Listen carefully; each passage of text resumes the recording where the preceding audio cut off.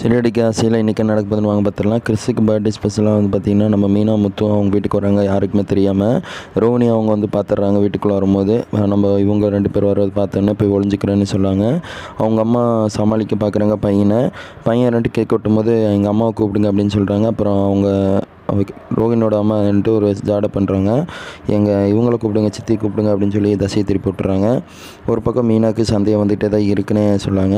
அப்புறம் முத்து மீனாவும் ஒரு பர்த்டே ஸ்பெஷலாக முடிச்சதுக்கப்புறம் ஏன் பையன் தனியாக இருக்கான், ஏன் அவங்க அம்மா இல்லை, பர்த்டே இருக்கணும்ல பர்த்டே அன்றைக்கி, அவங்க வெளியே போயிட்டாங்க, அவங்கள கூப்பிடுங்க நான் பேசணும் அப்படின்னு சொல்லி முத்து அவங்க சொல்கிறாங்க. ஆனால் முத்து அதுக்கு அவங்க அம்மா என்ன சொல்கிறாங்கன்னா, அவங்க கண்டிப்பாக வருவாங்க, ஆனால் இப்போ வரமாட்டான், ஆனால் சீக்கிரமாக வருவான் அப்படின்னு சொல்லிட்டு போயிடறான்னு சொன்னாங்க.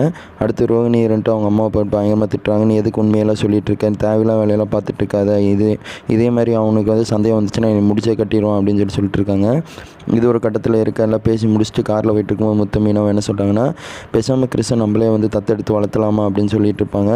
சொல்கிற போது அப்படியே இந்த மாதிரி சீரியல் இன்னைக்கு கட்டாதுன்னே சொல்லாங்க. நாளைக்கான ப்ரோமோ சுவாரஸ்யமாக போகுது. இதுக்கப்புறம் என்ன நடக்க போகுதுன்னு தெரிஞ்சால் கமெண்ட் பண்ணுங்கள். தேங்க்யூ ஃபார் வாட்சிங் வீடியோ.